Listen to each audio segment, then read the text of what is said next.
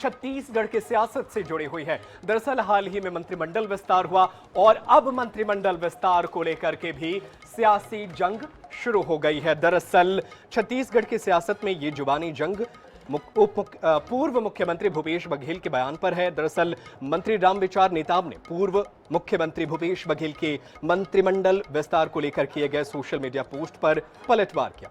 नेताम ने तीखे लहजे में कहा कि भूपेश बघेल कब से हमारे शुभचिंतक हो गए। उन्होंने भूपेश पर निशाना साधते हुए कहा कि अगर उन्हें वरिष्ठ नेताओं की इतनी चिंता थी तो अपने मंत्रिमंडल में क्यों जूतम पैजार जैसी स्थिति बनने दी। एक वरिष्ठ उप मुख्यमंत्री को तो इस्तीफा तक देना पड़ा था। इसके अलावा नेताम ने भूपेश बघेल के लापता सांसदों वाले बयान पर भी पलटवार किया और कहा कि बघेल की बातों को गंभीरता से नहीं लेना चाहिए। उन्होंने तंज कसते हुए उन्होंने कहा कि बघेल की बातों को गंभीरता से नहीं लेना चाहिए। बयानबाजी से मुद्दे हल नहीं होते, ये सिर्फ राजनीतिक स्टंट है।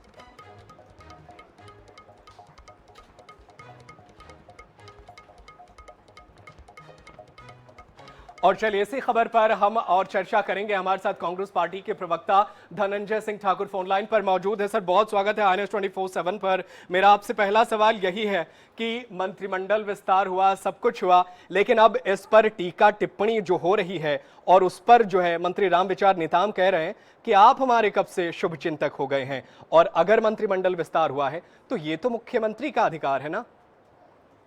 देखिए, रामविचार नेताम जी को संविधान पढ़ना चाहिए क्योंकि वो संवैधानिक पद पर बैठे हुए हैं। अगर वो संविधान के खिलाफ बात कर रहे हैं तो रामविचार नेताम को तत्काल राज्यपाल महोदय पद से हटा दे, पहली बात।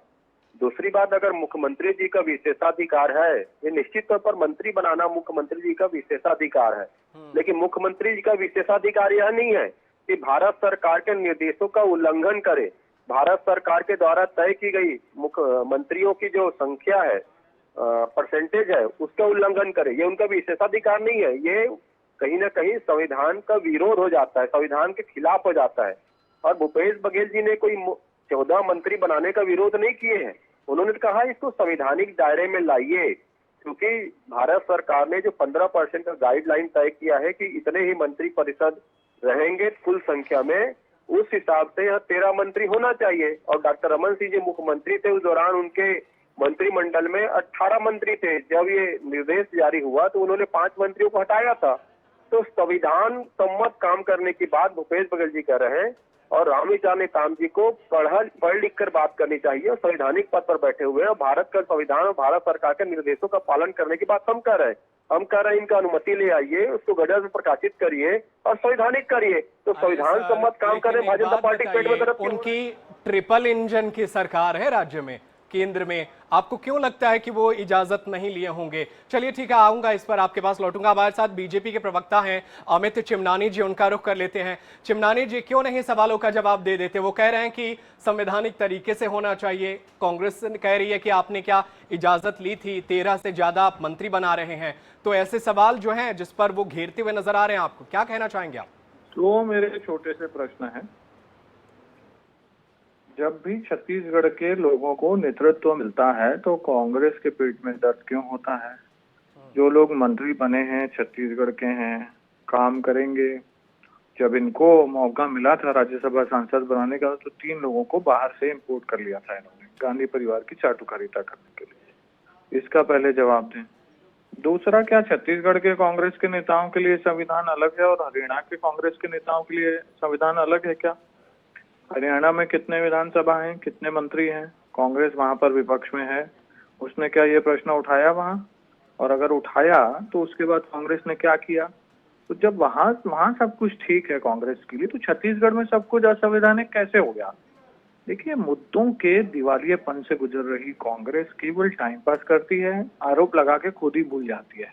अगर इनको कोई दिक्कत लगती है तो टीवी डिबेट में और चैनलों में बयान देने की जगह जाके कुछ एक्सप्लोर करें, संवैधानिक जो भी इनके पास अधिकार है, और कुछ करके दिखाएं ना। बयान देने से सिर्फ नहीं होता। 2 प्रश्न मैंने जो पूछे उसका जवाब देंगे। चलिए ठीक है, बहुत शुक्रिया धनंजय सिंह ठाकुर आपका, अमित चिमनानी जी आपका, हमारे साथ जुड़ने के लिए और अपनी बातों को हमारे दर्शकों तक रखने के लिए। बड़ा सवाल यही है कि मंत्रिमंडल का विस्तार तो हो गया है, लेकिन सियासत वो थमने का नाम नहीं ले रही है।